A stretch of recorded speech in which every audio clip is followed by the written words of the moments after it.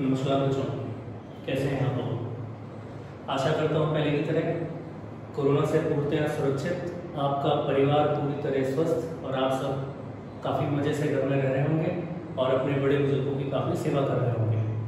बेटा, पिछली क्लास में मैंने आपको स्टैंडर्ड कॉस्टिंग के बेसिक के बारे में बताया था। मैंने आपको बताया था स्टैंडर्ड क्या होता है, कैसे स्टैंडर्ड को सेट करते हैं, standard, actual, estimated, historical cost क्या होती है, इनका यूज़ क्या होता है। काफ़ी सारे एग्जांपल्स दे करके मैंने आपको बताया था।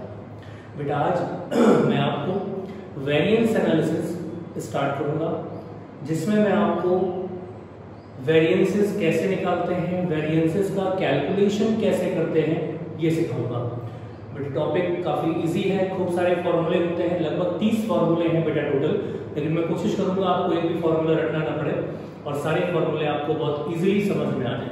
आइए बेटा, आज का टॉपिक वेरिएंस एनालिसिस स्टार्ट करते हैं और बोर्ड की तरफ चलते हैं। तो बेटा, पिछले क्लास में, पिछले लेक्चर में जो मैंने पिछला वीडियो आपको दिया था, उसमें मैंने आपको बताया था स्टैंडर्ड कॉस्टिंग क्या होती है। आज नया टॉपिक क्या है, वेरिएंस एनालिसिस, जो मैंने आपको आज बताना है। बेटा, जो स्टैंडर्ड कॉस्टिंग है, तो कॉस्टिंग का मीनिंग क्या था ये मैंने पिछली क्लास में आपको क्लियर किया था। फिर से एक बार थोड़ा सा पिछले वीडियो का रिकैप लेते हैं और फिर स्टार्ट करते हैं।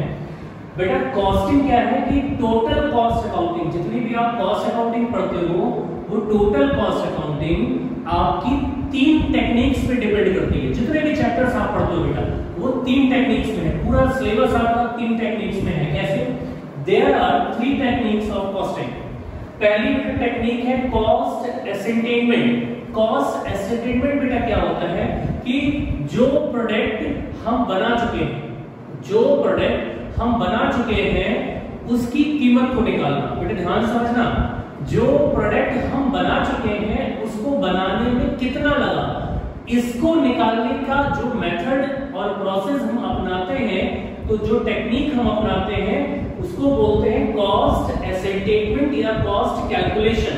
बेटा ध्यान समझना, जो प्रोडक्ट हम बना चुके हैं उसको बनाने में कितना लगा, ये जानने के लिए जब हम क्या करेंगे, अपनी कॉस्ट की एसेंटेनमेंट करेंगे। तो कॉस्ट की पहली टेक्निक होगी कॉस्ट एसेंटेनमेंट। और इस कॉस्ट एसेंटेनमेंट में हम कौन से चैप्टर्स पढ़ते हैं? इसमें बेटा प्रोसेस कॉस्टिंग आता है, इसमें कॉन्ट्रैक्ट कॉस्टिंग आता है, इसमें जॉब कॉस्टिंग आता है, इसमें बैच कॉस्टिंग आता है और इसमें सर्विस कॉस्टिंग आता है। बेटा दूसरा टेक्निक है डिसीजन मेकिंग। अब बेटा एसेंटेनमेंट में आपने क्या किया, जो प्रोडक्ट आप बना चुके थे उसकी आपने कीमत जानी। उसकी कीमत निकालने के लिए अगर आपको उसकी किसी प्रोडक्ट की कीमत निकालनी है, तो उसकी कीमत को निकालने के लिए आपके पास ये सारी टेक्निक्स हैं। टेक्निक क्या है, कॉस्ट एसेंटेनमेंट, और उसके अंदर आप इतने सारे प्रोसेस को पढ़ेंगे। बेटा अब मैं आपको जो प्रोडक्ट हम बनाएंगे, बेटा बात समझना, जो प्रोडक्ट हमने बनाने वाले हैं, उसकी कीमत को निकालना, वो डिसीजन मेकिंग प्रोसेस में आता है। बेटा उसकी जो टेक्निक है कॉस्टिंग की, वो दूसरी डिसीजन मेकिंग है। तो डिसीजन मेकिंग में बेटा हम क्या करते हैं, जो प्रोडक्ट हम बनाएंगे उसकी कॉस्ट को निकालने के लिए हम डिसीजन मेकिंग क्या करते हैं, प्रोसेस को अपनाते हैं। इसमें बेटा मार्जिनल कॉस्टिंग और रिलेटेड कॉस्टिंग आते हैं। अब बेटा बात आती है कॉस्ट कंट्रोल की। बेटा ये थर्ड टेक्निक है। पहली टेक्निक थी हमारी कॉस्ट एसेंटेनमेंट, दूसरी डिसीजन मेकिंग और तीसरी है कॉस्ट कंट्रोल। बेटा इसमें हम इतने चैप्टर्स पढ़ते हैं, डिसीजन मेकिंग में इतने चैप्टर पढ़ते हैं, जो प्रोडक्ट हम बना चुके हैं उसको बनाने में कितना लगा, कॉस्ट एसेंटेनमेंट। जो प्रोडक्ट हम बनाएंगे उसको बनाने में कितना लगेगा, डिसीजन मेकिंग। कॉस्ट कंट्रोल क्या है? बेटे कॉस्ट कंट्रोल में हम सिर्फ 2 चैप्टर्स पढ़ते हैं, बजटरी कॉस्टिंग एंड कंट्रोल, और दूसरा है स्टैंडर्ड कॉस्टिंग, जो हम अभी पढ़ रहे हैं। तो बेटा स्टैंडर्ड कॉस्टिंग को जानने के लिए सबसे पहले हम बजटरी कॉस्टिंग को आपको बताते हैं। बेटा बजटरी कॉस्टिंग में क्या करते हैं, बजटरी कॉस्टिंग में समय समय पर हम चेक करते हैं।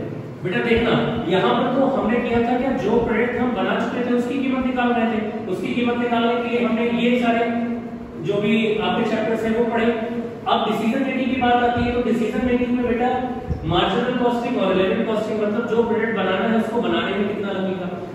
तो बेटा कॉस्ट कंट्रोल में हम क्या करते हैं, कॉस्ट कंट्रोल जो थर्ड टेक्निक है इसमें हम ये चेक करते हैं बेटा कि टाइम टू टाइम चेक करते हैं कि जितना खर्चा प्रोडक्ट को बनाने में लग रहा था, जितना हमने सोचा था उतना ही लग रहा है या ज्यादा लग रहा है।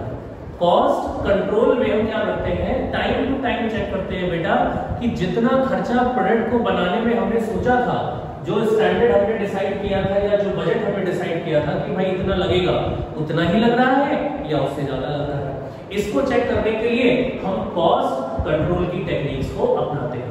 तो बेटा टोटल टेक्निक्स 3 हैं और 3 टेक्निक्स में जो कॉस्ट कंट्रोल है, इसलिए मैंने पिछले वीडियो में आपसे बोला था कि जो स्टैंडर्ड कॉस्टिंग है वो कॉस्ट कंट्रोल और बजटिंग का पार्ट है। बेटा ध्यान से समझना, जो बजटरी कॉस्टिंग है, जो बजटरी कॉस्टिंग या बजटरी कंट्रोल है बेटा, इसमें क्या है, ये जो हम बजटरी कॉस्टिंग करते हैं वो हिस्टोरिकल डाटा पे बेस्ड होती है, ऐतिहासिक लागत पर आधारित होती है हमारी बजटरी कॉस्टिंग। कैसे बेटा, जब हम अपना करंट ईयर का बजट बना रहे होते हैं तो जो बजट बनाने का हमारा बेस होता है वो हमारा पिछले साल का रिकॉर्ड होता है। दैट मींस पिछले साल अगर हमने मटेरियल 5 केजी खरीदा था और 5 केजी मटेरियल 50 रुपए का था, तो ये हमारा पिछले साल की लागत है और पिछले साल का मटेरियल है। इस साल जब हम बजट बनाएंगे तो हम उसी को बेस मानेंगे, क्योंकि हिस्टोरिकल कॉस्ट पे बजटरी कॉस्टिंग चलता है, तो हम उसी को बेस मानेंगे और बोल देंगे कि भाई इस साल भी हम मटेरियल 5 केजी खरीदेंगे और 5 केजी मटेरियल 50 रुपए का ही मिलना चाहिए। तो ये बजट बना करके हम इसको दे देंगे अपने प्रोडक्शन मैनेजर को और परचेज मैनेजर को। परचेज मैनेजर का बेटा क्या काम है, परचेज मैनेजर का जो काम है वो मार्केट में कम से कम रेट पे जाके मटेरियल को खरीदना होता है। और प्रोडक्शन मैनेजर का क्या काम है, प्रोडक्शन मैनेजर का काम है कि कम से कम मटेरियल यूज करके ज्यादा से ज्यादा आउटपुट वो हमको दे। अब बेटा देखिए, क्वांटिटी के लिए, मटेरियल की क्वांटिटी के लिए जो जिम्मेदार है वो प्रोडक्शन मैनेजर है, और मटेरियल के प्राइस के लिए जो जिम्मेदार है वो परचेज मैनेजर है। तो बेटा जो परचेज मैनेजर है उसकी ये जिम्मेदारी है, उसको ये बजट बना के दे दिया गया कि आप मटेरियल 50 रुपए में ही खरीदेंगे और 5 किलो मटेरियल खरीदेंगे। तो अब बजट बना दिया गया, लेकिन ये जो बजट बनाया गया ये पिछले साल के डाटा पे बेस्ड था। ये कोई जरूरी नहीं है बेटा, जो पिछले साल वर्क करने की, काम करने की कंडीशन थी वही कंडीशंस इस साल भी रही हो। पिछले लेक्चर में मैंने आपको बोला था इस साल कोरोना आ गया, सारी वर्किंग कंडीशंस बिगड़ गई। पिछले साल इस टाइम बहुत अच्छा प्रोडक्शन चल रहा था, मार्केट बहुत अच्छी थी, सब कुछ बहुत अच्छा चल रहा था, और इस साल देखिए सब कुछ बंद पड़ा है। तो इसलिए मार्केट का डाटा मार्केट को रिसर्च करके ही बनना चाहिए, जो कि केवल स्टैंडर्ड कॉस्टिंग फॉलो करता है। स्टैंडर्ड कॉस्टिंग मार्केट रिसर्च करता है, साइंटिफिक रिसर्च करता है, टेक्निकल रिसर्च करता है, उसके बेस पर वो टारगेट सेट करके परचेज मैनेजर और प्रोडक्शन मैनेजर को देता है। लेकिन बजटरी कॉस्टिंग पिछले साल के डाटा पे यूज होती है। ये कोई जरूरी नहीं है बेटा, जो पिछले साल के डाटा आपके पास है, जो पिछले साल आपने मटेरियल खरीदा था, जितने में खरीदा था उतने में ही इस साल आपको मिले। वर्किंग कंडीशन हर साल चेंज होती है, इसलिए आप यहाँ पर परचेज मैनेजर और प्रोडक्शन मैनेजर को रेस्पॉन्सिबल नहीं बना सकते। अगर आपको परचेज मैनेजर और प्रोडक्शन मैनेजर को रेस्पॉन्सिबल बनाना है काम के लिए, तो you should follow standard costing. Standard costing और बजटरी कॉस्टिंग में सिर्फ यही डिफरेंस है बेटा, ध्यान समझना। यहाँ पर आप पिछले साल के डाटा के हिसाब से टारगेट दे रहे हो, आप परचेज मैनेजर और प्रोडक्शन मैनेजर को जिम्मेदार नहीं बना सकते। आप उनसे, अगर आपको नुकसान होता है, यहाँ पर आपने बोला कि 50 रुपए का ही मटेरियल खरीदना, तो 60 रुपए का ले आया आपका परचेज मैनेजर, तो आपने उससे बोला 10 रुपए का लॉस हो गया, लाओ 10 रुपए मैं तुम्हारी सैलरी से काटता हूँ। तो परचेज मैनेजर बोलेगा साहब ऐसा है कि आप खुद जाओ ले आओ मार्केट से खरीद करके, 60 रुपए कम से कम में मैं लेके आया हूँ, इससे कम में कहीं नहीं मिल रहा है। तो आप जाओगे और आपको आपने पिछले साल 50 में खरीदा था, कोई जरूरी थोड़ी ना इस साल में 50 में खरीदोगे और आप वापस आ जाओगे। आप यहाँ पर रेस्पॉन्सिबिलिटी नहीं दे सकते परचेज मैनेजर को और प्रोडक्शन मैनेजर को।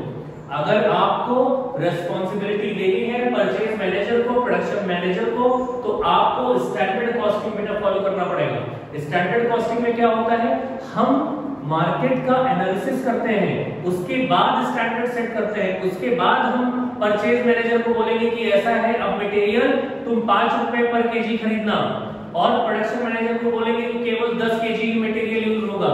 ये हम कब बोल सकते हैं, जब हम मार्केट का रिसर्च करके, डाटा का एनालिसिस करके साइंटिफिक तरीके से स्टैंडर्ड को तय करें। मार्केट का रिसर्च करके क्या है कि बेटा जब हम स्टैंडर्ड को तय करेंगे अकॉर्डिंग टू स्टैंडर्ड कॉस्टिंग, तो हम अपने कंपटीटर्स जो भी हमारे बिजनेस को, हमारे बिजनेस के नेचर को करते हैं, हमारे जैसा बिजनेस और भी जो लोग करते हैं, हम उनकी मार्केट को देखेंगे।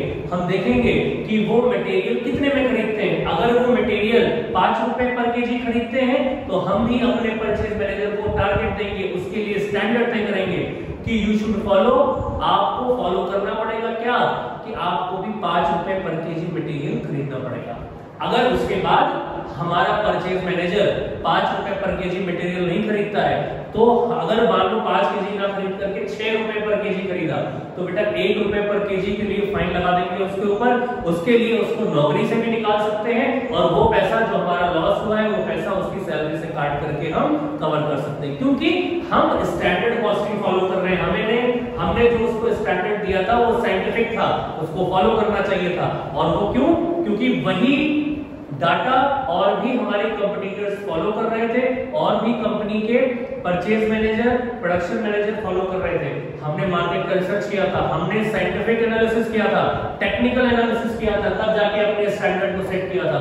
तो बेटा याद रखना, अगर आपको किसी को जिम्मेदार बना करके अपना काम करना है तो you should follow standard costing, otherwise you can follow budgetary costing.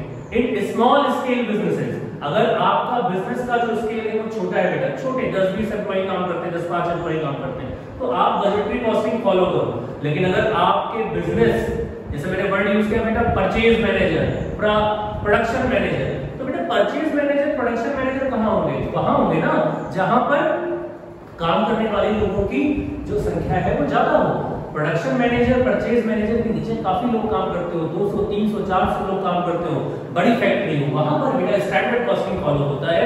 वहां पर मार्केटिंग रिसर्च होता है, टेक्निकल एनालिसिस होते हैं, साइंटिफिक एनालिसिस होते हैं। तो बेटा याद रखना, छोटे बिजनेस के लिए बजटरी कॉस्टिंग और अच्छे बिजनेस, बड़े बिजनेसेस के लिए स्टैंडर्ड कॉस्टिंग यूज होगा। बेटा न्यूमेरिकल पोर्शन की तरफ चलते हैं और अपना लेक्चर आगे बढ़ाते हैं। जो वेरिएंस है वो आता कहां से है? अगर हम वेरिएंस की बात करें तो बेटा वेरिएंस हमने सोचा था भाई वेरिएंस का फैक्टर ही मेन है प्रॉफिट, क्योंकि हमने मान लीजिए बेटा अगर हमने सोचा था कि बिजनेस में इस साल हम प्रॉफिट 1 लाख रुपए का कमाएंगे, लेकिन हम 1 लाख रुपए का ना कमा करके हमने केवल 50,000 का कमाया, तो बेटा 50,000 का प्रॉफिट आया, मतलब 50,000 से प्रॉफिट हमारा कम हो गया ना। इसके लिए कौन जिम्मेदार है? बेटा देखिए वेरिएंस की शुरुआत ही यहीं से है, प्रॉफिट से। आपने सोचा था प्रॉफिट कमाएंगे 1 लाख और कमाया आपने 50,000, दैट मींस आपने जो स्टैंडर्ड सेट किया था, आपने सोचा था कि कितना कमाएंगे 1 लाख, और एक्चुअल में आपने कमाया कितना 50,000, दैट मींस आपने इस साल 50,000 रुपए कम कमाए। बेटे कम को मतलब माइनस को माइनस में बोल करके मैंने पिछले क्लास में, पिछले वीडियो में आपको बोला था कि हम प्लस की जगह F मतलब फेवरेबल और माइनस की जगह A मतलब एडवर्स यूज करेंगे। दैट मींस हमारा जो स्टैंडर्ड हमने सेट किया था 1 लाख प्रॉफिट कमाने का, और कमाया हमने कितना 50,000, तो हमारा जो रिजल्ट आया वो 50,000 से एडवर्स है, मतलब हमारे अकॉर्डिंग अच्छा नहीं है वो। कारण कौन, क्या कौन इसके पीछे है, क्यों हमारा प्रॉफिट 50,000 से कम आया? बेटे 2 कारण हो सकते हैं, बात समझना। कारण सिर्फ 2 ही हैं, या तो हमारी लागत जो हमने सोचा था प्रोडक्ट को बनाने में लगेगा, जो जितना भी सोचा था उससे ज्यादा लग गया, या दूसरा कारण हो सकता है सेल्स। हमने जो सोचा था कि भाई हाँ इतना सामान बेचेंगे, इतने का बेचेंगे, उतने का ना बेच करके उतना सामान नहीं बिका, तो 2 कारण से हमारा प्रॉफिट कम हुआ होगा। 1 लाख सोचा था 50,000 आया, 50,000 से प्रॉफिट कम क्यों हुआ? इसके लिए 2 लोग जिम्मेदार हैं, कॉस्ट जिम्मेदार है या तो सेल्स जिम्मेदार है। अगर बेटा कॉस्ट जिम्मेदार है तो कॉस्ट जिम्मेदार है तो इसका मतलब जो हमने सोचा था प्रोडक्ट को बनाने में 10 रुपए लगेंगे, लेकिन लग गए 12 रुपए, तो बेटे 2 रुपए कॉस्ट हमारी बढ़ गई ना, तो अगर लागत बढ़ेगी प्रोडक्ट की तो जाहिर सी बात है प्रॉफिट हमारा कम होगा। या हमने सोचा था कि जो सेल्स होगी वो 100 रुपए की बेचेंगे, लेकिन बेचा हमने 90 रुपए में, तो बेटा जो आपने सोचा था 100 रुपए का बेचेंगे और आप वो प्रोडक्ट 90 रुपए का बेच रहे हो, तो 10 रुपए का आपको लॉस हो रहा है ना। तो लॉस होने के दो कारण हैं, या तो आपके प्रोडक्ट की कॉस्ट बढ़ी होगी या तो आपकी जो सेलिंग प्राइस है, जो सेल्स है वो कम रहा होगा। बेटा ध्यान से समझना, दो कारण हैं। अब बेटे कॉस्ट अगर बढ़ी होगी प्रोडक्ट की तो कैसे बढ़ी होगी, इसके पीछे 3 लोग होंगे। इसके पीछे या तो सबसे पहले जो कारण होगा इसके पीछे हमारा होगा मटेरियल। बेटा हमने जो मटेरियल सोचा होगा 10 रुपए का मिलेगा, 20 रुपए का मिलेगा, हो सकता है वो ज्यादा का मिला हो। हमने सोचा था मटेरियल 1 किलो लगेगा, 2 किलो लगेगा, हो सकता है वो ज्यादा लग गया हो, इसकी वजह से हमारी कॉस्ट बढ़ गई हो। या बेटा दूसरा है हमारा लेबर। हमारा लेबर हमें बहुत महंगा मिला होगा, काम करने वाला। हमने सोचा था लेबर 8 घंटे काम करेगा और उसको 100 रुपए देने पड़ेंगे, लेकिन लेबर ने 8 घंटे का काम करके 7 घंटे काम किया, मतलब टाइम फैक्टर। या लेबर ने 8 घंटे पूरा काम किया लेकिन पैसे उसको हमें 200 रुपए देने पड़े। सोचा था हमने 100 रुपए देने के लिए, लेकिन 200 देने पड़े, तो लेबर का प्राइस या रेट भी बढ़ गया होगा। या तीसरा कारण बेटा होगा ओवरहेड। बेटे ओवरहेड का मतलब इनडायरेक्ट एक्सपेंसेस। इन 3 चीजों को बढ़ने की वजह से ही बेटा हमारी कॉस्ट बढ़ी होगी। इन 3 चीजों की बढ़ने की वजह से ही बेटा हमारी कॉस्ट बढ़ी होगी। तो बेटा प्रॉफिट से ही वेरिएंस की शुरुआत होती है। और आपने सोचा था कि भाई 1 लाख कमाओगे, लेकिन 50,000 कमाया तो 50,000 रुपए आपको घाटा हुआ। घाटे की वजह क्या है, या तो लागत बढ़ गई होगी या तो आपका सेल्स कम हो गया होगा। इन दोनों में से अगर आपकी लागत की बात करें, मैं आज सिर्फ लागत की बात करूंगा, कॉस्ट की बात करूंगा। अगर कॉस्ट बढ़ी होगी तो इसके क्यों बढ़ गई होगी कॉस्ट, इसका एनालिसिस अगर किया जाए तो हो सकता है मटेरियल बढ़ गया होगा, ये नहीं बढ़ा होगा तो लेबर बढ़ा होगा, लेबर नहीं बढ़ा होगा तो बेटे ओवरहेड्स बढ़े होंगे, ओवरहेड्स बढ़े होंगे। इसी को बेटा हम टाइप्स ऑफ वेरिएंस भी बोल सकते हैं। बेटे ध्यान से समझना, ये टाइप्स ऑफ वेरिएंस ही है। ये पहला है कॉस्ट वेरिएंस और ये दूसरा होता है सेल्स वेरिएंस। सबसे पहला टाइप्स जो मैं बात करूंगा वो डायरेक्ट मटेरियल वेरिएंस होगा, दूसरा डायरेक्ट लेबर वेरिएंस होगा और तीसरा ओवरहेड वेरिएंस होगा। बेटे ओवरहेड वेरिएंस को 3 पार्ट में बांटते हैं, सॉरी 2 पार्ट में बांटते हैं। एक होता है वेरिएबल ओवरहेड वेरिएंस, दूसरा होता है फिक्स्ड ओवरहेड वेरिएंस। बेटे इससे पहले मैंने जब आपको अभी डायग्राम में बेटा रेड पोर्शन से लिखा उसको अगर हटा दो तो आपको प्रॉफिट के पीछे का कारण दिख रहा है, और अगर रेड वाले को इंक्लूड कर लो तो आपको टाइप्स ऑफ वेरिएंस दिख रहे हैं। टाइप्स ऑफ वेरिएंस क्या होते हैं, कॉस्ट वेरिएंस होता है पहला, दूसरा होता है सेल्स वेरिएंस। अगर कॉस्ट वेरिएंस की बात करें तो पहला होता है डायरेक्ट मटेरियल वेरिएंस या खाली मटेरियल वेरिएंस भी बोल सकते हो आप। दूसरा होता है डायरेक्ट लेबर वेरिएंस या खाली लेबर वेरिएंस भी बोल सकते हो। तीसरा होता है ओवरहेड वेरिएंस। ओवरहेड वेरिएंस दो तरीके के हैं बेटा, एक वेरिएबल ओवरहेड वेरिएंस है और एक फिक्स्ड ओवरहेड वेरिएंस है। ये बेटे टाइप्स ऑफ वेरिएंस हुआ, और वेरिएंस की को हमने स्टार्ट किया। प्रॉफिट से वेरिएंस स्टार्ट होता है जब projected profit standard profit actual profit के बराबर नहीं होता है तो वेरिएंस आता है। वेरिएंस के कारण को हम पता करते हैं तो पता चलता है या तो कॉस्ट ज्यादा आई होगी या तो सेल्स कम हुई होगी। बेटा कॉस्ट अगर ज्यादा आई है तो उसका कारण होगा या तो मटेरियल या तो लेबर या तो ओवरहेड। और बेटे यहीं पर मैंने आपको समझा दिया कि टाइप्स ऑफ वेरिएंसेस क्या-क्या होंगे। तो बेटा आज हम कॉस्ट वेरिएंस की बात करेंगे इस वीडियो में, और कॉस्ट वेरिएंस में भी सिर्फ मटेरियल वेरिएंस की बात करेंगे क्योंकि टॉपिक काफी लंबा है, इसी में हमें काफी टाइम लग जाने वाला है आज।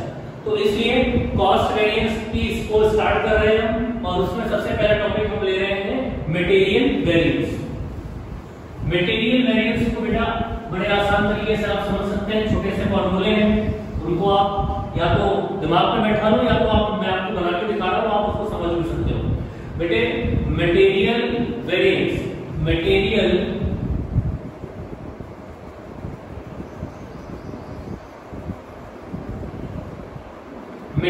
वेरिएंस मतलब मटेरियल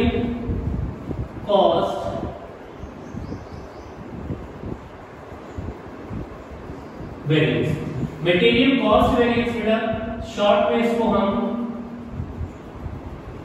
एमसीवी बोलेंगे। मटेरियल कॉस्ट वेरिएंस बेटा दो कारणों से आता है, मतलब मटेरियल की कॉस्ट में जो वेरिएंस होता है वो दो कारण से आता है। फॉर एग्जांपल एक छोटा सा एग्जांपल भी मैं लेके चल रहा हूं आपको।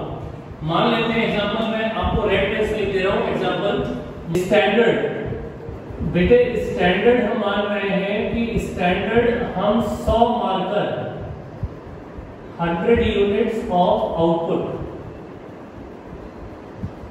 हम बेटा 100 मार्कर बनाएंगे और एक्चुअल जो रिजल्ट आया बनाने के बाद वो भी 100 मार्कर का ही आया ऑफ यूनिट्स ऑफ आउटपुट। बेटा 100 मार्कर को बनाने के लिए कितना लगना चाहिए, मतलब should be how much material should be use, कितना मटेरियल यूज होना चाहिए, स्टैंडर्ड हमारा कितना है। तो हमने 100 केजी मटेरियल रखा। 100 मार्कर को बनाने में 100 केजी मटेरियल लगेगा और at the rate rupees 1 KG जो मार्कर 1 केजी जो मटेरियल होगा 100 केजी मटेरियल लगेगा 100 मार्कर को बनाने में, और 1 केजी जो मटेरियल होगा वो कितने रुपए का आएगा, वो 12 रुपए का आएगा। लेकिन एक्चुअल में जो रॉ मटेरियल लगा है बेटा वो 110 केजी लग गया, ज्यादा लग गया। किस रुपए से लगा, 12.5 रुपए से लग गया। तो बेटा एक्चुअल में जो स्टैंडर्ड हमने सेट किया था 100 केजी मटेरियल लगेगा 12 रुपए के हिसाब से, तो 1200 रुपए लगना चाहिए। लेकिन एक्चुअल में लगा कितना, 110 केजी लग गया इनटू 12.5 12.5 1375 1375 रुपए का लगा। तो बेटे देखिए आपने सोचा था क्या 1200 लगेगा, लेकिन लगा कितना 1375 रुपए। कितने रुपए ज्यादा लग गया बेटे, कितने रुपए ज्यादा लग गया, 175 रुपए 175 रुपए ज्यादा लग गया। अब इस 175 रुपए के लिए आपका मटेरियल कॉस्ट वेरिएंस आ गया, मतलब standard cost minus actual cost. इसलिए मटेरियल कॉस्ट वेरिएंस का फॉर्मूला है standard quantity into standard price. बेटे ये स्टैंडर्ड क्वांटिटी ये standard price minus actual quantity into actual price, और बेटा इसको मल्टीप्लाई करके आता है स्टैंडर्ड कॉस्ट और इसको मल्टीप्लाई करके आता है एक्चुअल कॉस्ट। तो मटेरियल कॉस्ट वेरिएंस हो गया स्टैंडर्ड कॉस्ट और एक्चुअल कॉस्ट। लेकिन बेटा इस मटेरियल की जो कॉस्ट में वेरिएंस आया है मटेरियल की कॉस्ट में जो वेरिएंस आया है, आपने सोचा था कि 1200 रुपए लगेंगे, दैट इज स्टैंडर्ड कॉस्ट। कैसे सोचा था,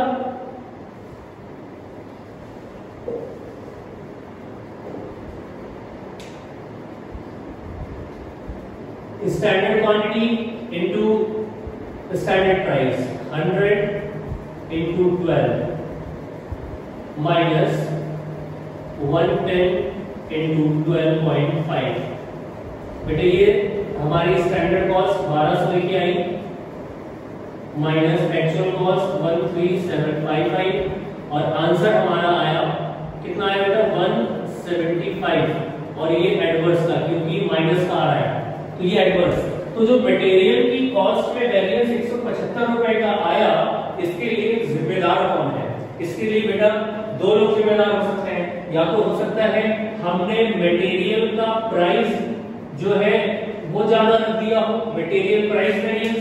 देखिए आपने सोचा था 12 में लेके लेकिन लिया कितने में, 12.5 में, तो मटेरियल प्राइस वेरिएंस। और दूसरा material uses variance, material uses variance. देखिए आपने सोचा था 100 लगेगा लेकिन लगा कितना 110, तो मटेरियल का प्राइस भी ज्यादा हुआ और मटेरियल का यूज भी ज्यादा हुआ, इसीलिए आपकी मटेरियल की कॉस्ट 1375 रुपए 175 रुपए से ज्यादा आ गई। तो इसका मतलब मटेरियल कॉस्ट वेरिएंस अगर आपका आ रहा है तो उसके लिए जिम्मेदार आपका प्राइस है मटेरियल का, या तो उसका यूजेस है, या तो दोनों है। तो बेटा मटेरियल प्राइस वेरिएंस के लिए अगर आपके मटेरियल की डिपार्टमेंट, परचेज डिपार्टमेंट या परचेज मैनेजर जिम्मेदार है। और मटेरियल के यूज में अगर कोई दिक्कत आ रही है तो उसके लिए आपका प्रोडक्शन डिपार्टमेंट या मैनेजर जिम्मेदार है। बेटे ध्यान समझना, मटेरियल के प्राइस में आपने सोचा था 12 रुपए लगने चाहिए, क्यों भाई 12.5 में क्यों खरीदा? जब आपने उसको अपने परचेज मैनेजर को स्टैंडर्ड 12 का दे दिया था और स्टैंडर्ड की बात हो रही है, इसीलिए ये जिम्मेदार है, बजटिंग की बात नहीं हो रही है। कोई हिस्टोरिकल कॉस्ट पे डाटा एनालिसिस करके हमने स्टैंडर्ड सेट नहीं किया था, हमने मार्केट का डाटा लिया था, मार्केट रिसर्च किया था, तब डाटा दिया था इनको 12 रुपए, क्योंकि और हमारे कंपटीटर 12 रुपए में ही, हमारे जैसे काम करने वाले और जो लोग हैं वो 12 रुपए में ही मटेरियल ले रहे थे। तो भाई तुमने 12.5 में क्यों लिया? बताओ भाई परचेज मैनेजर ये जिम्मेदार है।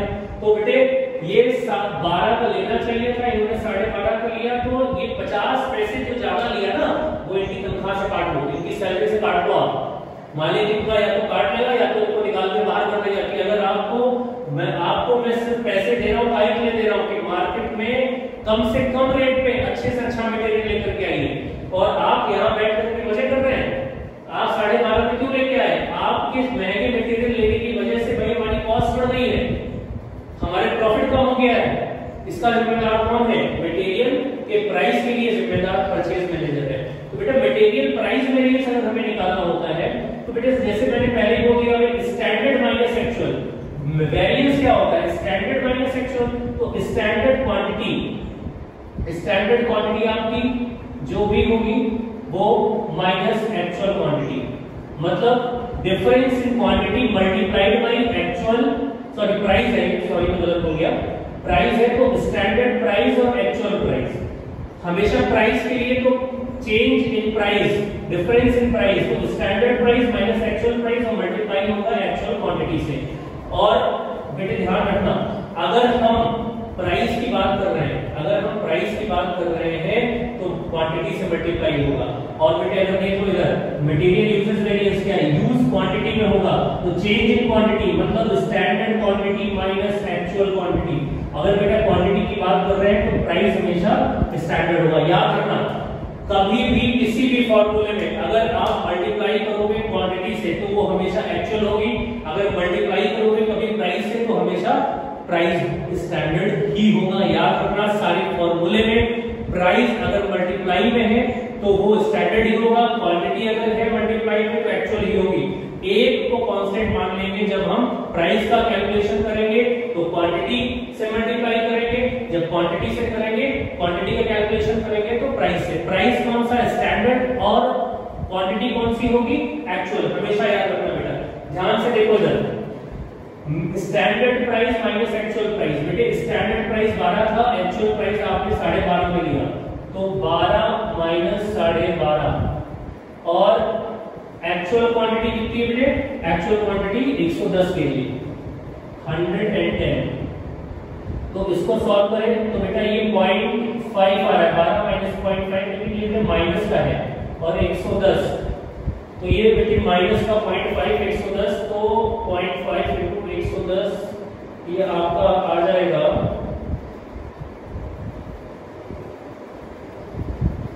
55। देखिए बेटे माइनस का मतलब एडवर्स। और बेटे इधर चले यूजेस में, तो स्टैंडर्ड क्वांटिटी 100 है, एक्चुअल क्वांटिटी 110 है, और स्टैंडर्ड प्राइस बेटे कितना है? 12।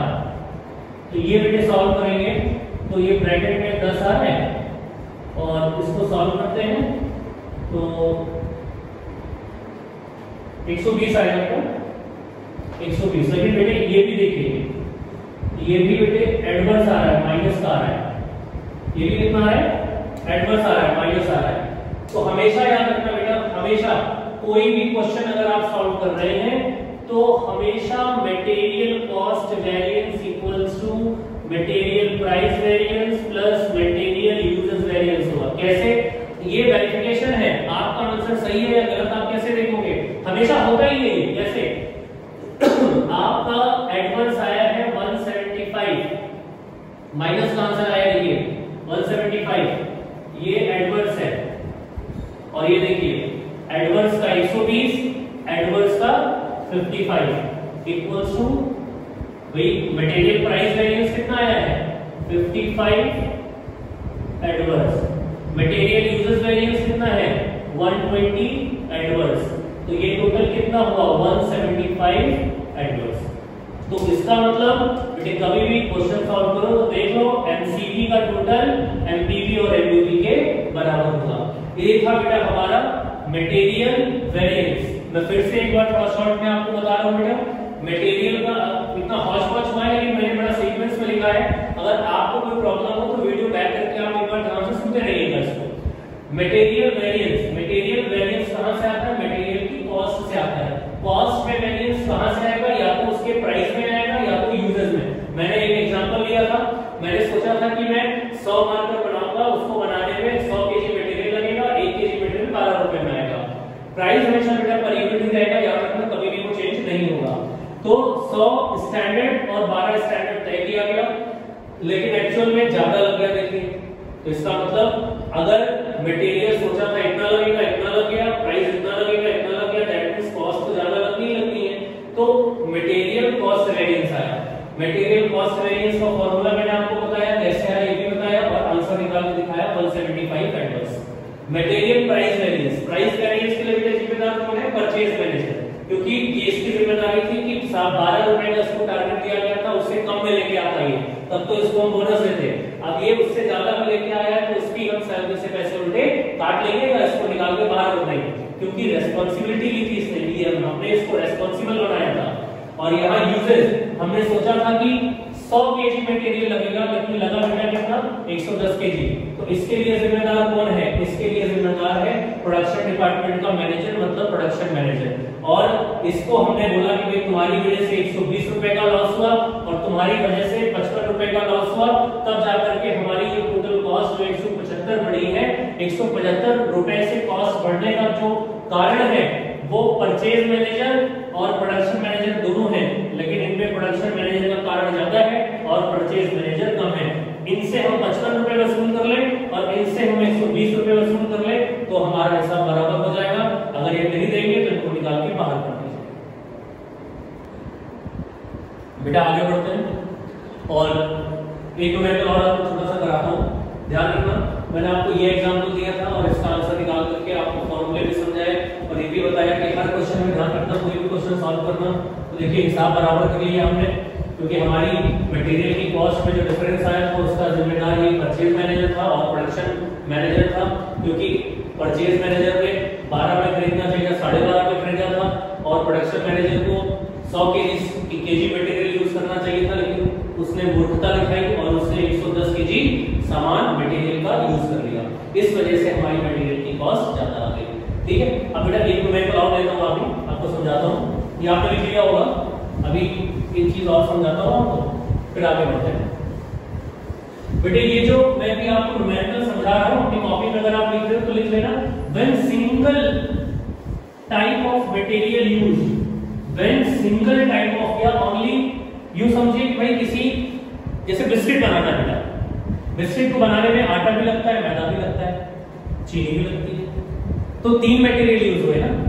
अभी हम सिर्फ उसकी बात कर रहे हैं कि मान लीजिए मार्कर बनाना है तो मार्कर को बनाने में केवल प्लास्टिक नहीं लगेगा, देखिए अंदर में बहुत सारी चीजें, केमिकल्स वगैरह बहुत सारी चीजें यूज होंगी। लेकिन मैं अभी सिर्फ बात कर रहा हूँ उन प्रोडक्ट्स की जहां पर सिर्फ एक टाइप का मटेरियल यूज होगा। अभी मैं 2 टाइप 3 टाइप पे आऊंगा, ठीक है। तो अभी मैंने आपको ये न्यूमेरिकल दिया था, अब मैं फिर ये न्यूमेरिकल रिपीट कर रहा हूँ, थोड़ा सा आप दिमाग लगाना बेटा। न्यूमेरिकल रिपीट कर रहा हूँ और स्टैंडर्ड मैं आपको दे रहा हूँ कि भाई ऐसा है कि आपको 100 मार्कर बनाने हैं, कितने 100 यूनिट्स, यूनिट्स का मतलब आउटपुट है, 100 मार्कर बनाने हैं और एक्चुअल में आपने 150 मार्कर बना दिए। ये तो आपका जो प्रोडक्शन मैनेजर है बड़ा होशियार है, आपने उसको बोला कि ऐसा है कि 100 मार्कर बनाना, लेकिन उसने कितने मार्कर बना दिए, उसने 150 बना दिए। लेकिन वो होशियार है या नहीं है ये भी आगे क्लियर होगा बेटा। उसने ये तो ठीक किया कि हाँ भाई 150 बना दिया, 100 बनाने थे, अच्छा किया। लेकिन आपने उससे क्या कहा था, ये भी समझिएगा। आपने उससे कहा था कि 100 मार्कर बनाना, 100 मार्कर को बनाने में आप जो मटेरियल यूज करना वो 100 केजी यूज करना। कितना? 100 केजी। और 100 केजी जो मटेरियल यूज करना वो 10 रुपए पर केजी लाना, ये आपने बोला था परचेज मैनेजर से। परचेज मैनेजर की जिम्मेदारी थी कि वो 10 रुपए में मटेरियल को खरीद के लेके आए, क्योंकि इसी का वो पैसा ले रहा है आपसे, सैलरी ले रहा है। और प्रोडक्शन मैनेजर को आपने जिम्मेदारी दी थी, कैसा है सुनो भाई, ये मार्कर 100 बनाने में केवल इतना ही लगाना, इससे ज्यादा मत लगा देना।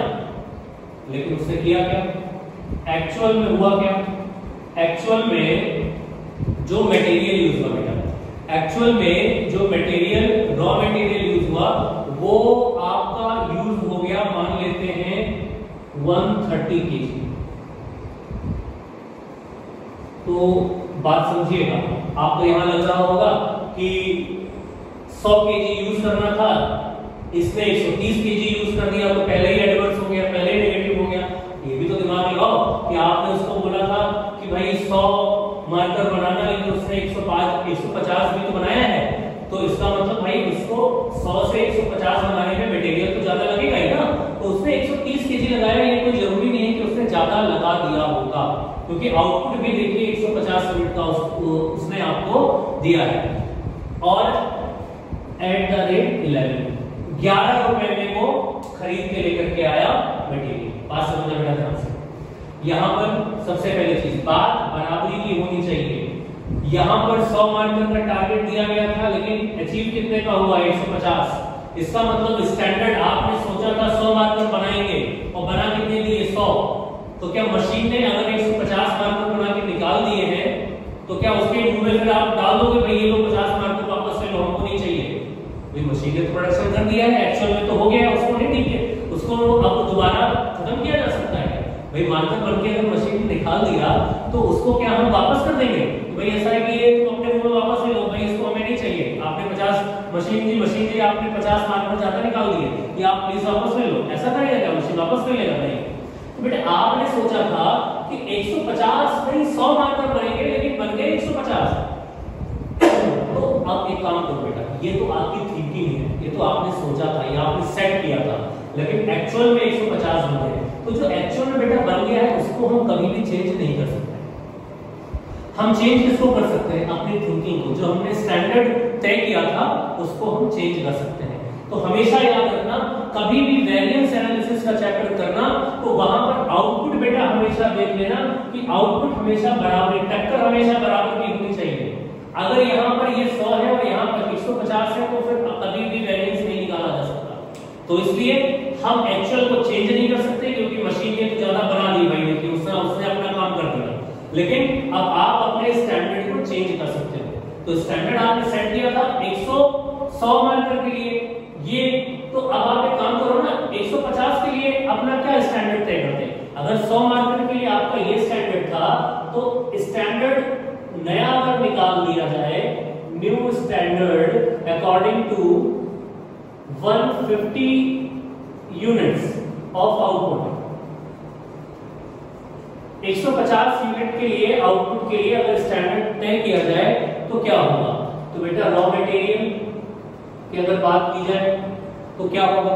तो रॉ मटेरियल की अगर बात की जाए तो बेटा ध्यान से समझो कि केजी मतलब कितना केजी मटेरियल लगा upon output into actual output. बेटे याद रखना, 4 चीजें चाहिए होती हैं आपको, 4 चीजें चाहिए होती हैं, standard quantity, standard price, actual quantity, actual price. इसी पे सारे फॉर्मूले घूमेंगे। ये आपकी ओल्ड, वो आपकी न्यू स्टैंडर्ड सेट कर रहे हो ना, क्योंकि ये तो 150 के हिसाब से बनाया था, लेकिन आउटपुट ज्यादा आ गया, तो आउटपुट जो ज्यादा बन गया उसको तो हम खत्म नहीं कर सकते। तो जो हमने स्टैंडर्ड सेट किया था उसको एक्चुअल के बराबर लिया गया, तो ओल्ड स्टैंडर्ड क्वांटिटी, और ये हमारा क्या था? Standard price.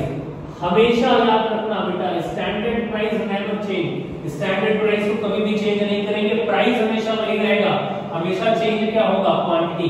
तो बेटे ध्यान से समझना, ये हमारा एक्चुअल क्वांटिटी है और ये हमारा एक्चुअल प्राइस है। तो स्टैंडर्ड क्वांटिटी अगर नई वाली निकाली जाए, क्योंकि पहले की जो स्टैंडर्ड क्वांटिटी थी, मतलब 100 मार्कर को बनाने में 100 केजी मटेरियल लगना था, तो 150 केजी को बनाने में कितना लगता? तो 150 केजी को बनाने में बेटे 100 केजी अपॉन आउटपुट है 100, एक्चुअल आउटपुट है 150 इक्वल टू 150 केजी। आपका जो नया स्टैंडर्ड अकॉर्डिंग टू 150 आउटपुट आएगा बेटा, वो 150 केजी आएगा। तो बात समझिए ध्यान से बात समझिएगा बेटा, ध्यान से बात समझिएगा। ये आपने लिख लिया है, इसको रफ कर दे रहा हूं। आपने अब इसका कुछ नहीं करना, अब ये आपका स्टैंडर्ड है और ये आपका एक्चुअल है। एक्चुअल आपको पहले मिल गया था क्वेश्चन में, आपने एक्चुअल के अकॉर्डिंग स्टैंडर्ड को फिर से सेट कर दिया। तो आपकी स्टैंडर्ड क्वांटिटी आ गई है 150। स्टैंडर्ड प्राइस बेटा कभी नहीं चेंज होगा, वही रहेगा, याद रखना, कभी नहीं चेंज होगा स्टैंडर्ड प्राइस, कभी भी चेंज नहीं होगा, याद रखना। एक्चुअल क्वांटिटी आपको पहले से ही दे रखी थी 130 केजी, एक्चुअल प्राइस आपको दे रखा था 11। अब आप एमसीवी, एमपीवी, एमयूवी निकाल सकते हैं। एमसीवी का फॉर्मूला मैंने आपको बताया था, standard quantity into standard price minus actual quantity into actual price. MPV का मतलब प्राइस में डिफरेंस, तो standard price minus actual price, और यूजेस का मतलब क्वांटिटी, तो standard quantity minus actual quantity. जब बेटे क्वांटिटी का डिफरेंस आएगा तो प्राइस हमेशा स्टैंडर्ड होगा, और जब प्राइस का डिफरेंस आएगा तो क्वांटिटी हमेशा एक्चुअल होगी। इसको सॉल्व कर लीजिए, इसको सॉल्व कर लीजिए, इसको सॉल्व कर लीजिए। आपका आंसर जो आएगा वो MCV equal to MPV plus MUV होना चाहिए। ये आप सॉल्व कर लीजिए और मुझे बताइए कितना आंसर आ रहा है। तब तक आप थोड़ा सॉल्व करिए, मैं इधर बोर्ड रख करता हूं। बेटे इस क्वेश्चन में और इस क्वेश्चन में डिफरेंस बताने के लिए बेटे मैंने ये वाला क्वेश्चन नहीं बनाया था।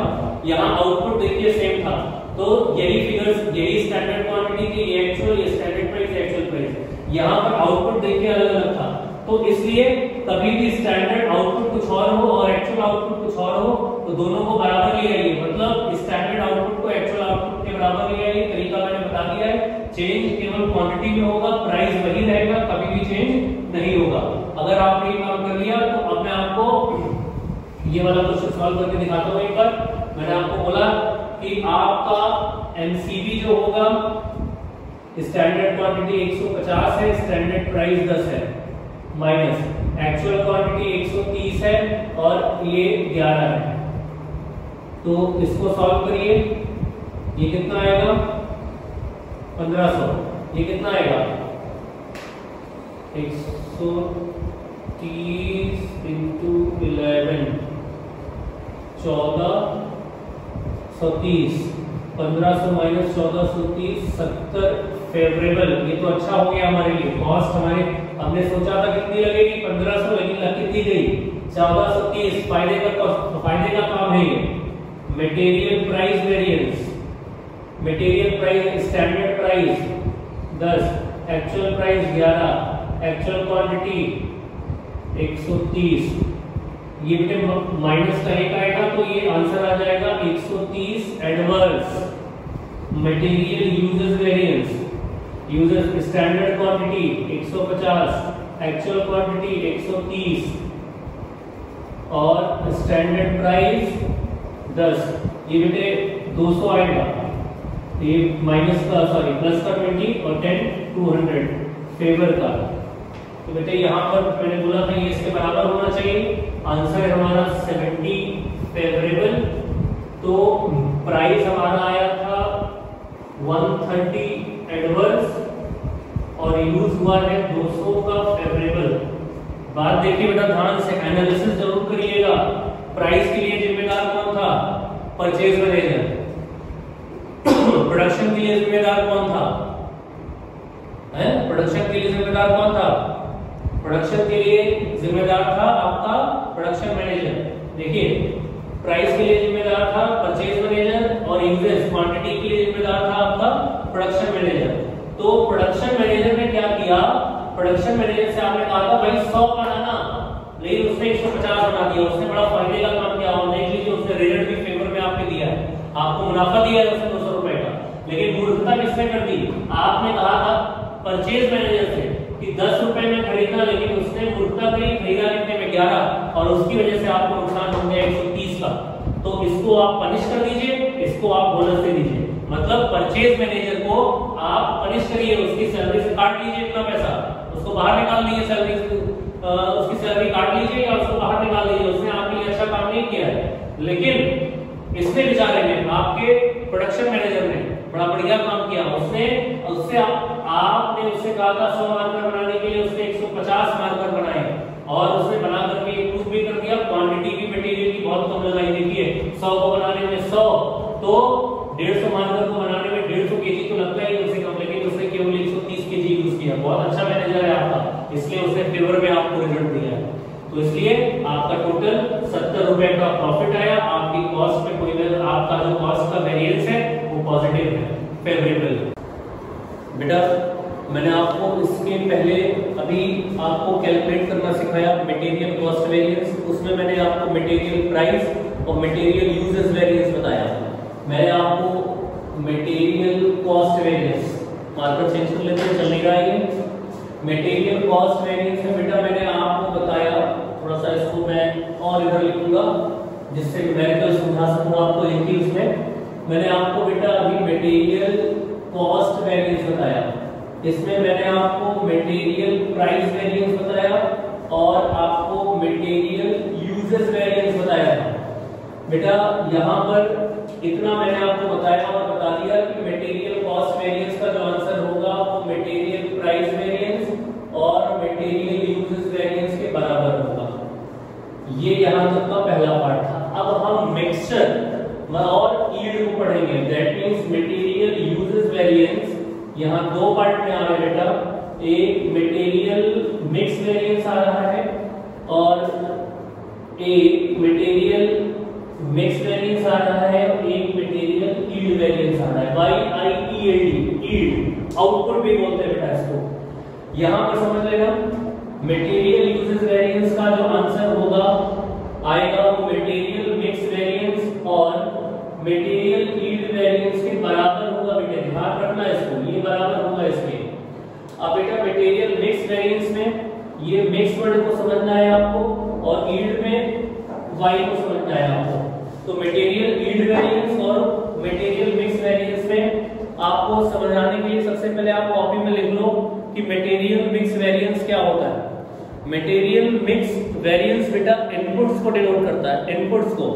मटेरियल मिक्स वेरिएंस में रॉन्ग रेशियो ऑफ इनपुट्स, जो रेशियो हमें मिलाने चाहिए थे वो रेशियो अगर हम ना यूज कर पाए। फॉर एग्जांपल बेटा मैं ले रहा हूं कि हमको गोल्ड की चेन बनानी थी, उसमें गोल्ड और कॉपर यूज करना था।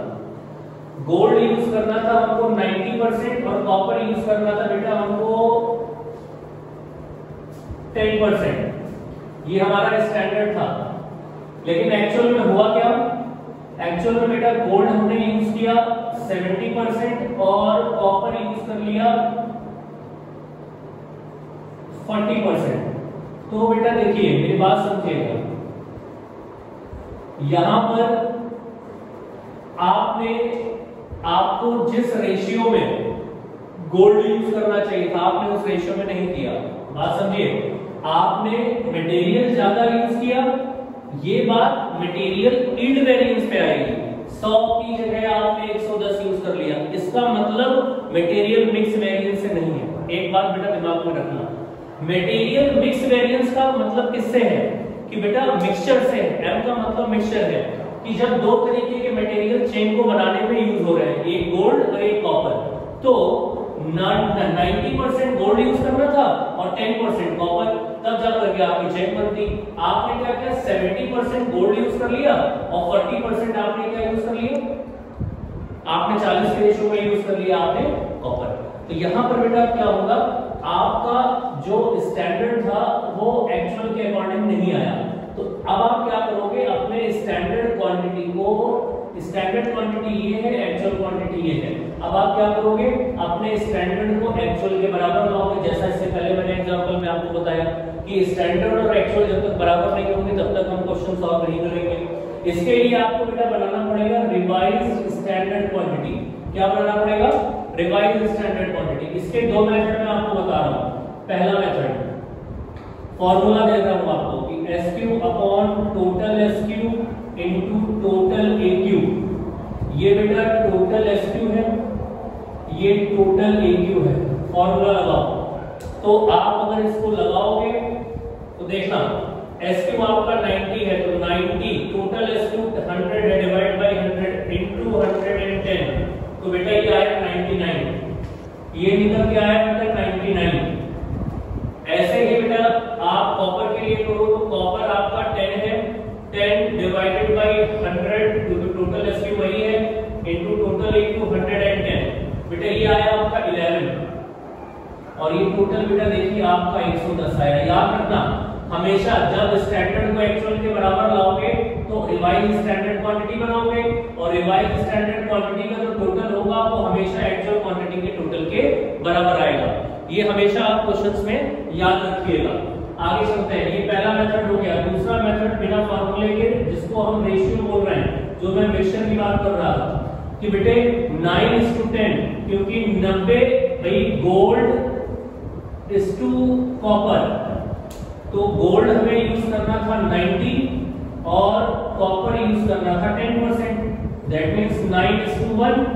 लेकिन हमने यूज क्या किया, गोल्ड और कॉपर का यूज क्या किया, हमने 70 यूज किया और 40 यूज किया, दैट मींस 7:4 के रेशियो में यूज किया। यूज करना था 9:1, किया जिसमें 7:4। तो बेटे टोटल आपको 110 जो यूज करना था वो 9:1 में यूज करना था, लेकिन आपने यूज किसमें किया। बात ये नहीं है बेटा, ध्यान रखना, ये नहीं कि आपने 100 सोचा था और 110 यूज कर लिया, ये तो यील्ड में जाएगा। ये क्वांटिटी क्या है ना भाई, यील्ड वेरिएंस क्या है। यील्ड वेरिएंस के लिए आप लिख लो कॉपी में, wrong uses of quantity of raw material. Wrong uses of quantity of raw material. Quantity ज्यादा यूज हो गई, 100 यूज होनी थी लेकिन 110 यूज हो गई, तो ये मटेरियल यील्ड वेरिएंस निकालेंगे। लेकिन बात यहाँ पर रेशियो की हो रही है कि 9:1 के रेशियो में गोल्ड और कॉपर यूज होना चाहिए था, लेकिन यूज किसमें हो गया, 7:4। ये गलत यूज हो गया। तो बेटा देखो इस 110 को 9:1 के रेशियो में बांटो, तो गोल्ड और कॉपर टोटल 110 लगा है, टोटल 110 लगा है, 9:1 में बांटेंगे, 9:1 टोटल 10 आएगा, 1/10। बेटे सॉल्व करो इसको। देखो ये अगर हम सॉल्व करेंगे 110,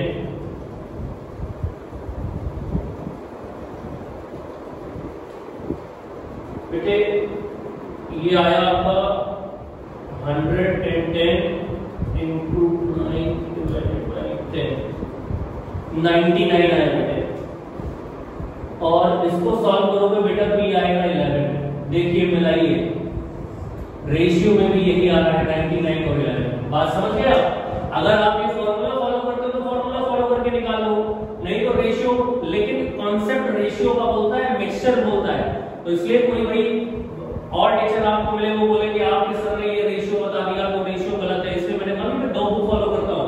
तो किसी बुक का कॉन्सेप्ट कुछ नहीं होता। अकाउंटेंसी में आप कोई भी किसी भी तरीके से आप आंसर निकाल सकते हो, कोई ऐसा स्टैंडर्ड फॉर्मेट नहीं है इसका, क्योंकि कोई अकाउंटिंग स्टैंडर्ड नहीं है इसका। मेरी बात समझिएगा आप ध्यान से। इसलिए मैं बोल रहा हूं कि यहाँ पर गोल्ड और कॉपर के रेशियो की बात की तो रेशियो में 9:1 में यूज होना चाहिए था, लेकिन नहीं हुआ, 7:4 में हुआ। अगर 9 ये 110 9:1 में यूज होता तो वही आंसर आता जो फॉर्मूले से बेटा आ रहा था। इतना आप अपने कॉपी में लिख लो, बाकी मैं अभी रब कर रहा हूं, अब आप वीडियो रिकैप करके लिख लीजिएगा। इसके बाद बेटा बात करें, इसके बाद बेटा बात करें, मैं फिर से वही फिगर लिखने जा रहा हूं क्योंकि अभी आपको इसका आगे कॉन्सेप्ट बताना है, कॉन्सेप्ट बताना है बेटा मुझे। तो फिर से ये गोल्ड और कॉपर पे आ गई, 90 लिया था मैंने, ये 10 लिया था, टोटल 100 आया था। और और ये शायद 70 लिया था और ये 40 लिया था, एक बार मिला लेना। और ये 100 आया था और ये 110 आया था। और बेटे इसको मैंने बोला था कि देखो ये 9:1 है रेशियो इसका, तो इसको भी 9:1 में होना चाहिए था, लेकिन नहीं है। इसका कंपैरिजन मटेरियल यील्ड वेरिएंस में होता है। रेशियो मिक्सचर गलत हो गया, उसका कंपैरिजन मटेरियल मिक्स वेरिएंस में होगा। तो बेटे समझना ध्यान से, ये कब निकलेगा, ये इसका रेशियो बता रहा है, इसलिए ध्यान रखना इसका रेशियो मैंने अभी आपको कैलकुलेशन करके बताया।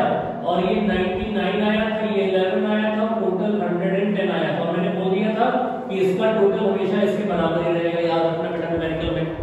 अब ध्यान से समझना, पहला आपका मटेरियल मिक्स वेरिएंस और मटेरियल यील्ड वेरिएंस। बात समझना, यहां पर MUV का फॉर्मूला था standard quantity into standard quantity minus actual quantity और मल्टीप्लाई हुआ था स्टैंडर्ड प्राइस।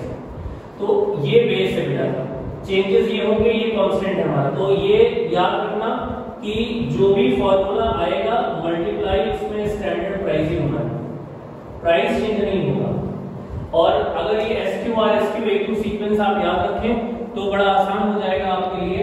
तो बेटा मैं आपको बताऊं, इसका डिफरेंस जो आएगा, इन दोनों का डिफरेंस वो M/V होगा, और इन दोनों का डिफरेंस जो होगा वो MMV होगा।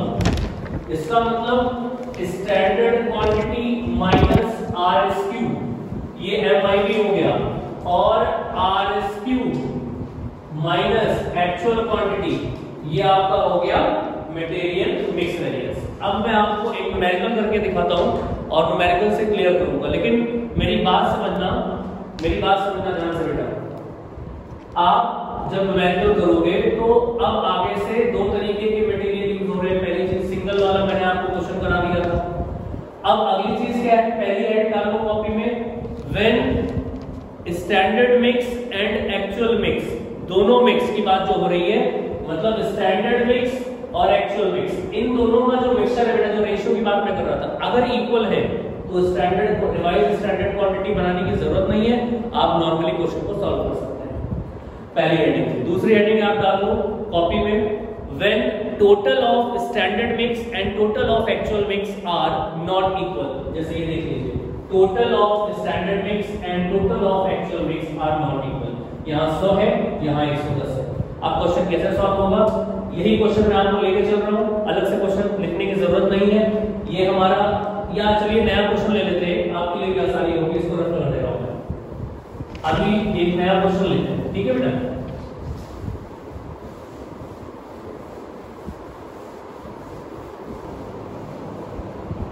तो बेटा अब एक न्यूमेरिकल जो मैंने बोला, when standard mix and actual mix are equal, तो हमें रिवाइज स्टैंडर्ड क्वांटिटी नहीं बनानी पड़ेगी। लेकिन अगर दोनों के मिक्स अलग अलग हैं तो हमें रिवाइज स्टैंडर्ड क्वांटिटी बनानी पड़ेगी। और इसके लिए अब हम एक क्वेश्चन लेते हैं। क्वेश्चन लेंगे तो मान लीजिए स्टैंडर्ड दे रखा है, ये नहीं चल रहा है। स्टैंडर्ड मान लीजिए मटेरियल A है और मटेरियल B, दो तरीके के मटेरियल यूज कर रहे हैं। एक मटेरियल A कोई भी मान लीजिए बिस्किट बना रहा है, तो उसमें आटा A है, मैदा B है, तो मटेरियल A और मटेरियल B यूज कर रहे हैं। कितना यूज कर रहे हैं, ये 60 और ये 40 kg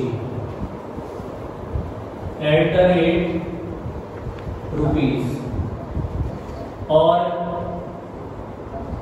एक्चुअल में बेटा A और B में जो मटेरियल लगा है, एक्चुअल में जो A और B में लगा है वो 80 kg और 40 kg लगा है, 80 kg और 40 kg है। ये बेटा मैं MN अरोरा के मुझसे क्वेश्चन ले रहा हूँ आपका, एट द रेट रुपीज, बात समझिएगा ध्यान से। अब जो रुपीज है वो यहाँ पर 2 है, दैट मीन्स जो स्टैंडर्ड प्राइस है A का वो 2 है और जो B का है वो 3 है। यहां पर एक्चुअल प्राइस की बात करें तो एक्चुअल प्राइस बेटा यहाँ पर 3 रुपए है और यहाँ पर 5 रुपए है। अब आपको अगर क्वेश्चन ऐसा मिले तो सबसे पहले आप एक टेबल बना दो छोटी सी। अभी जब हम बड़ा क्वेश्चन करेंगे फाइनल इसके बाद और अपने वीडियो को क्लोज करेंगे तो हम आपको वहां पर अलग चीज बताएंगे। बड़ी टेबल मटेरियल ए है, मटेरियल बी है, 2 कॉलम्स बन गए बेटा हमारे पास।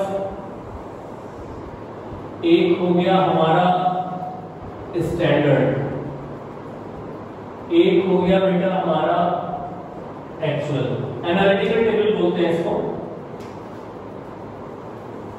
बेटे। 3 होते हैं, स्टैंडर्ड 3 नाम से जाना जाता है और एक्चुअल 3 नाम से, बड़ा इजी है ये।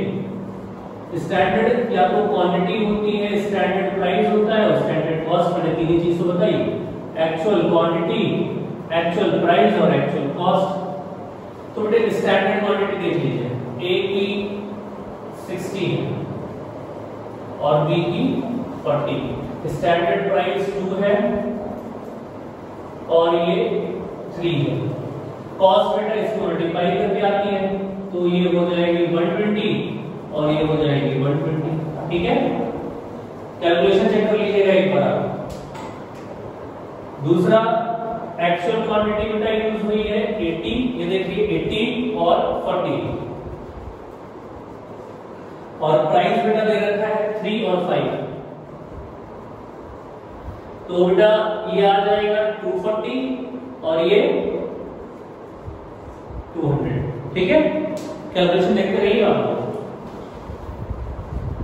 इसका टोटल बेटा करेंगे 100, इसका टोटल बेटा करेंगे 120। दैट मींस टोटल इक्वल नहीं है। मिक्सचर देख लेते हैं, टोटल इक्वल नहीं है, इजी बात है, वो देखेंगे बाद में। पहले मिक्सचर देख लेते हैं। 6:40 बेटा रेशियो वाला मैं बता रहा हूं, मैंने फॉर्मूला आपको बता दिया था। रिवाइज्ड स्टैंडर्ड क्वांटिटी का फॉर्मूला मैंने बता दिया था आपको। फॉर्मूला मैंने बताया था SQ upon total SQ into total AQ। ये फॉर्मूले से जो बच्चे समझते हैं वो समझ लें। मैं आपको दूसरा मेथड रेशियो, क्योंकि ये लीगल वे है, मैं रेशियो बता रहा हूं क्योंकि मिक्सचर की बात कर रहा हूं। बेटे इसका रेशियो 6:4 है, देख लीजिए 60 और 40 का रेशियो 6:4 आएगा। तो 120 को 6:4 में बांटिए। एक्चुअल में कितना लगा 120 और ये 6:4 के रेशियो में लगना चाहिए था। तो 120 इनटू 6:4 का मतलब हुआ 6/10 और 4/10। निकालिए कितना आएगा 120 इनटू 6 डिवाइडेड बाई 10। ये आएगा 72 और 120 डिवाइडेड बाई 10 48। टोटल बेटा 120 आ रहा है। समझिएगा बेटा, जो मटेरियल का मिक्सचर लगा है ए और बी वो 6:4 में लगना चाहिए था। बेटे ये बात अलग है कि ये 100 लग गया, 120 लग गया, लेकिन लगना किस रेशियो में 120 ही लगता, लेकिन 72 और 48 लगता नहीं लगा। ये किस में लगा है 80 और 40 के रेशियो में। तो इसलिए जो लगता वो किस में लगता 72 और 48 के रेशियो में। तो टोटल 120 ऐसे, ये चीज जो आई है बेटा वो ऐसे होनी चाहिए। 72 और 48 टोटल तो वही आया है लेकिन नहीं लगा। दैट मींस मिक्सचर में डिफरेंस है, इसलिए हमने क्या निकाला revised standard quantity. Standard quantity का टोटल एक्चुअल क्वांटिटी के बराबर नहीं था। फिर हमने रेशियो देख लिया, रेशियो भी बराबर नहीं था, तो इसलिए हमने रिवाइज्ड स्टैंडर्ड क्वांटिटी निकाल ली। बेटे यही चीज अगर रेशियो में लगी होगी तो रिवाइज्ड स्टैंडर्ड क्वांटिटी निकालने का कोई मतलब नहीं था। अब बात समझिएगा, ये मैंने निकाल दिया। अब मैं आपको फॉर्मूले से क्वेश्चन सॉल्व करके दिखा रहा हूं। बोर्ड पर देखिएगा बेटा ध्यान से। तो बेटा MCV सबसे पहले मटेरियल कॉस्ट वेरिएंस निकालते हैं। तो मटेरियल कॉस्ट वेरिएंस का फॉर्मूला था standard cost minus actual cost. बेटा जब एक से ज्यादा मटेरियल यूज हो, इससे पहले सिंगल मटेरियल यूज हो रहा था तो हम डायरेक्टली नहीं ना कर करके standard quantity into standard price minus actual quantity into actual price कर रहे थे। अब दो मटेरियल यूज हो रहे हैं तो बेटे ये टोटल है, ये टोटल स्टैंडर्ड क्वांटिटी, ये टोटल एक्चुअल क्वांटिटी है। तो बेटे 240 माइनस 440 किया आपने तो आंसर आया माइनस का 200, माइनस का 200, ये एडवर्स माइनस का आंसर आएगा तो क्या बोलेंगे, एडवर्स बोलेंगे। और इसके बाद बेटा हम कैलकुलेट करेंगे material price variance. Material price variance का फॉर्मूला होता है standard price minus actual price, और जब प्राइस का वेरिएंस होगा तो क्वांटिटी हमेशा एक्चुअल होगी। तो ए के लिए ए का स्टैंडर्ड प्राइस है 2 और बी का है 3, माइनस का ए का आएगा और एक्चुअल क्वांटिटी है ए की 80। तो बेटा इसका आंसर आया हमारा क्या 80 आया, लेकिन ये बेटा एडवर्स का आया माइनस का। बी के लिए बी का बेटा हमारा स्टैंडर्ड प्राइस है बी का स्टैंडर्ड प्राइस है 3 और एक्चुअल प्राइस है 5, तो ये बेटा माइनस का 2 आया, और बी की एक्चुअल क्वांटिटी है 40। तो बेटे देखो 3 माइनस 2 माइनस का 2 और 40 से मल्टीप्लाई करेंगे तो बेटा ये भी 80 एडवर्स का आया। ध्यान देना बेटा ए का आंसर आया है ये और बी का आया है ये 80 एडवर्स, तो total 160 adverse, minus minus plus होते हैं according to mathematics. Material uses variance formula था standard quantity minus actual quantity, और अगर क्वांटिटी में डिफरेंस लेंगे तो प्राइस हमेशा स्टैंडर्ड होगा। तो बेटा ए का स्टैंडर्ड क्वांटिटी है हमारा, ए का स्टैंडर्ड क्वांटिटी है 60 और ए की एक्चुअल क्वांटिटी है हमारी 80। इन दोनों का डिफरेंस आ रहा है माइनस का 20, और स्टैंडर्ड प्राइस ए का है 2, तो 20 को 2 से मल्टीप्लाई करेंगे बेटा तो 40 आएगा, लेकिन एडवर्स का आएगा। और बी के लिए बेटा बी का स्टैंडर्ड क्वांटिटी है 40 और एक्चुअल क्वांटिटी है बी की स्टैंडर्ड क्वांटिटी 40 है और एक्चुअल क्वांटिटी भी 40 है। अच्छा, स्टैंडर्ड क्वांटिटी और एक्चुअल क्वांटिटी 40 है, और प्राइस 40 स्टैंडर्ड क्वांटिटी और 40 बेटा एक्चुअल क्वांटिटी, और प्राइस है 3। तो बेटा 40 माइनस 40 0 हो जाएगा, तो ये भी आपका क्या आ जाएगा, ये निल आ जाएगा। तो अब आप वेरिफिकेशन कर लीजिए क्या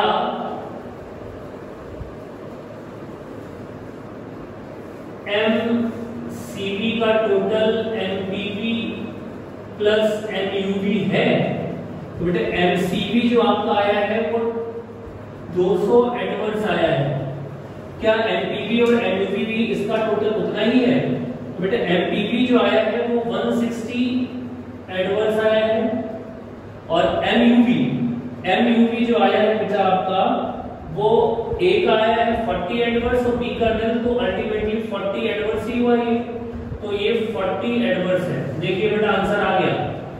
एमसीवी 200 एडवर्स है इक्वल्स टू 160 एमपीवी एडवर्स और एमयूवी एडवर्स, दोनों का टोटल 200 एडवर्स बराबर 200 एडवर्स, ये इतना निकल आया बेटा। लेकिन क्योंकि रिवाइज स्टैंडर्ड क्वांटिटी क्वेश्चन में निकाली है आपने, अगर किसी भी क्वेश्चन में रिवाइज स्टैंडर्ड क्वांटिटी निकाली जाएगी तो ऐसे क्वेश्चन में हमेशा दो चीजें हम और निकालेंगे। दो चीजें क्या होंगी? पहले बेटा हम इसमें मटेरियल मिक्स वेरिएंस निकालेंगे और दूसरा निकालेंगे मटेरियल यील्ड वेरिएंस। बेटे मैंने आपको फॉर्मूला जो बताया था इससे पहले एक्सप्लेन किया था, तो मैंने बोला था कि इधर कुछ भी हो वो भी मैंने आपको बता दिया था, लेकिन इधर आपका हमेशा स्टैंडर्ड प्राइस ही रहेगा। और इसको निकालने के बाद हम अपने आंसर को वेरीफाई कर लेंगे कि क्या मटेरियल यूजेस वेरिएंस का जो आंसर आ रहा है वो मटेरियल मिक्स वेरिएंस और मटेरियल यील्ड वेरिएंस के बराबर है। अगर ऐसा है तो ठीक है, अगर नहीं है तो इसका मतलब बेटा हमने कहीं गलती कर दी और हमें अपनी गलती को सुधारना पड़ेगा। और मटेरियल यूजेस वेरिएंस का बेटा आंसर इससे पहले अभी जब हमने निकाला था, इससे पहले मैंने बोर्ड को रफ करने से पहले निकाला था, तो मटेरियल यूजेस वेरिएंस का बेटा जो आंसर आया था वो 40 एडवर्स आया था। क्या आया था? 40 एडवर्स। तो यहाँ भी इन दोनों का जो जोड़ करके जो आंसर आएगा वो बेटा 40 एडवर्स आना चाहिए। अब बेटा सबसे पहले मटेरियल मिक्स वेरिएंस की बात करें तो मटेरियल मिक्स वेरिएंस और मटेरियल यील्ड वेरिएंस के लिए मैंने आपको बोला था बेटा सबसे पहले SQ लिखा करो, फिर RSQ लिखा करो और फिर एक्चुअल क्वांटिटी लिखा करो। SQ RSQ और उसके बाद एक्चुअल क्वांटिटी। अब बेटा इसका जो डिफरेंस आएगा और इसका जो डिफरेंस आएगा, मैंने बोला था जो RSQ और AQ का डिफरेंस आएगा वो मटेरियल मिक्स वेरिएंस होगा और ये मटेरियल यील्ड वेरिएंस होगा। तो मटेरियल मिक्स वेरिएंस मैंने पहले लिख दिया है, तो ये होगा RSQ माइनस AQ और ये होगा SQ माइनस RSQ। बेटा ध्यान समझना, A के लिए अगर हम सॉल्व करें A के लिए तो A का हमारा RSQ कितना आया है 72 और AQ कितना है A का 80। इन दोनों का डिफरेंस -8 आ रहा है और स्टैंडर्ड प्राइस कितना है बेटा 2, तो -8 और 2 से मल्टीप्लाई करेंगे तो 16 एडवर्स का आंसर आया हमारा। और B के लिए अगर हम सॉल्व करें तो B के लिए बेटा B का RSQ जो है वो 48 आया है और AQ जो है बेटा B का वो 40 है और स्टैंडर्ड प्राइस जो है B का वो 3 है। इनका डिफरेंस बेटा 8 आ रहा है, लेकिन ये डिफरेंस जो है वो पॉजिटिव है और ये 3 है, तो बेटे ये 8 3 सा 24 ये फेवरेबल का आंसर है। और बेटे इन दोनों को अगर हम ज्वाइंट करें तो ये माइनस का 16 है और ये प्लस का 24 है, तो यहाँ पर अल्टीमेटली जो हमारा आंसर आएगा वो 8 का आएगा और वो फेवरेबल होगा। ठीक है। और अगर मटेरियल यील्ड वेरिएंस में आए तो A का और B का अलग अलग हम सॉल्व करें तो SQ A का है। स्टैंडर्ड क्वांटिटी की बेटा बात करें तो A की जो स्टैंडर्ड क्वांटिटी है वो 60 है और B की स्टैंडर्ड क्वांटिटी 40 है। रिवाइज्ड स्टैंडर्ड क्वांटिटी A की 72 है और B की 48 है। प्राइस ऊपर की तरह सेम ही होगा 2 और 3। 60 minus 72 12 12 to the 24 बेटा, लेकिन 24 ये एडवर्स का है क्योंकि 60 में से 12 जा रहे हैं।